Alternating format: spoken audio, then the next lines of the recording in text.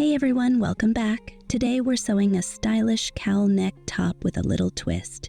This project is beginner-friendly yet elegant, making it a great addition to your handmade wardrobe.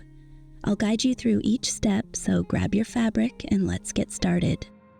We'll need the following for this project: 1 meter of silk, viscose or any thin soft fabric, matching thread, scissors for fabric and another scissors for paper, adhesive tape, a sewing machine, an overlock machine or a sewing machine with a zigzag stitch, and a sewing pattern. As always, you can find the pattern in the description.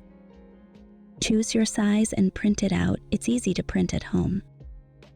Trim both sides of each page.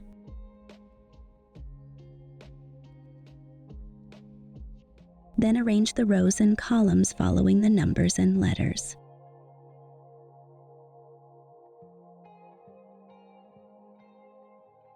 Tape the pages together carefully, aligning them precisely.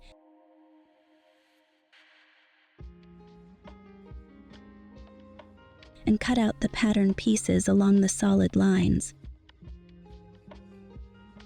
Take one corner of your fabric and fold it over to form a triangle. Make sure the edges align exactly or run parallel. A right-angle ruler can be very helpful for this step. Place your pattern on the bias line. Cut out the front and back pieces. After cutting out the front and back pieces, use the remaining fabric to cut 2 straps at a 45-degree angle. They should be 3 centimeter wide and approximately 120 centimeter long. Cut the ends of the straps at an angle, then fold them in half lengthwise, with right sides together, and sew with a 7 millimeter seam allowance. Trim the seam allowances to half their width.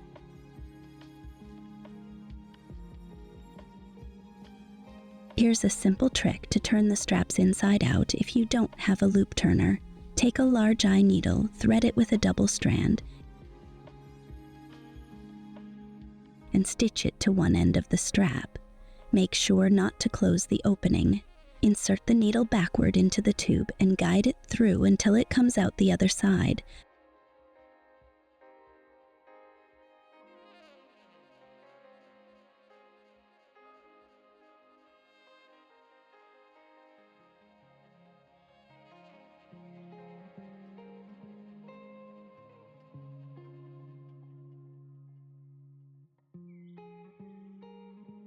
Then pull the strap through itself to turn it right side out.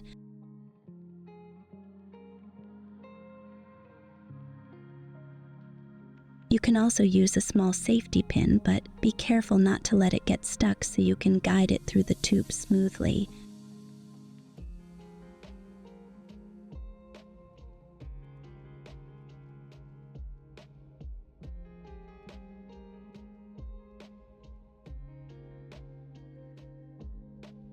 Repeat for both straps.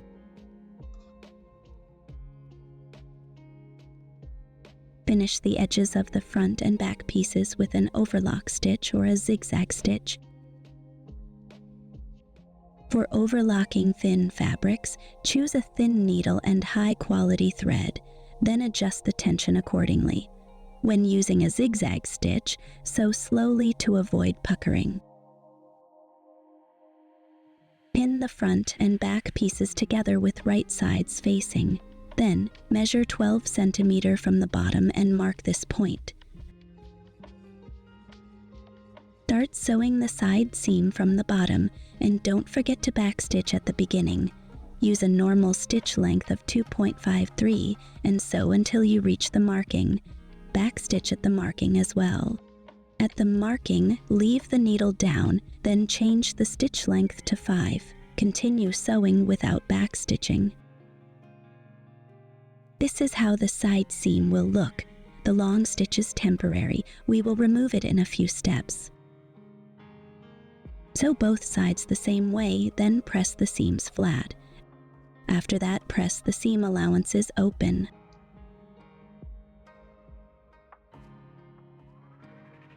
Sew along the large stitch up to the back stitching, just as shown in the illustration. Can turn easily and accurately at the corners by leaving the needle down, lifting the presser foot, and rotating the fabric underneath. Then remove the sections sewn with the long stitch.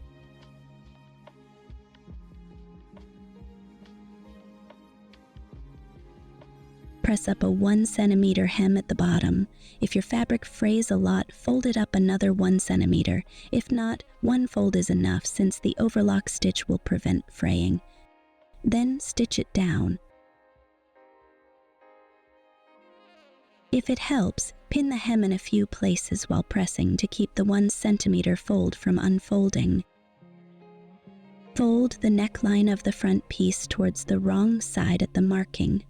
Align the edges precisely and sew close to the edge on both sides.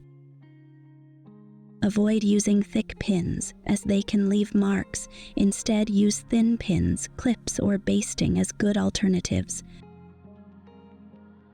Sew the back neckline the same way.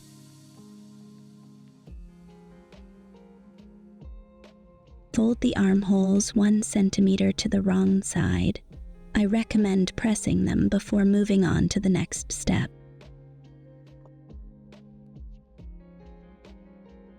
Then fold it in another 1 centimeter. Since this is a curved section and the first fold has already reduced its flexibility, the second fold will be a bit trickier. You can make this step easier by basting it first. Hand sew it with large stitches. This will give you a much more precise finish and ensure the fabric doesn't twist or shift during machine sewing.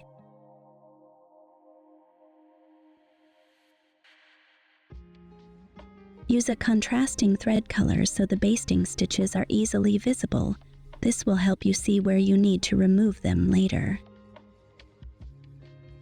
As we work through the assembly, don't hesitate to pause the video and take your time with each step. Sewing is an art, and it's important to move at a pace that feels comfortable for you. If you encounter any challenges, remember that practice makes perfect. Mistakes are a part of the learning process, so don't be discouraged. Stitch around the armhole of both the front and back pieces, sewing close to the edge and back stitching at the start and finish. Make sure not to close the ends, as we will insert the straps through these openings later. Remove the basting thread from everywhere. It was only temporary until we could sew it with the machine. Use a safety pin to thread the straps through from top to bottom. Once they are in place, adjust them by gently gathering the fabric along the straps.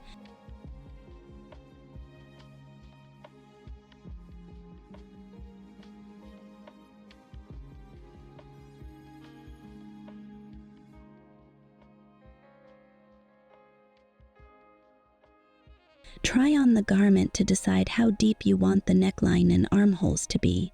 Make sure both sides are even. Take your time adjusting the gathers until you achieve the perfect fit. Then tie the straps into a bow under your arms.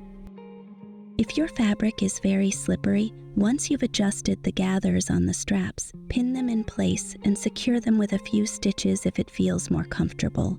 After finalizing the fit, trim the straps to your desired length, then fold the ends twice and stitch them down to prevent fraying. And that's it. Your stylish cowl neck top is ready. I hope you enjoyed this tutorial and feel inspired to create your own. If you did, don't forget to like this video, subscribe for more sewing projects, and let me know in the comments what you'd like to see next. Happy sewing, and see you in the next one.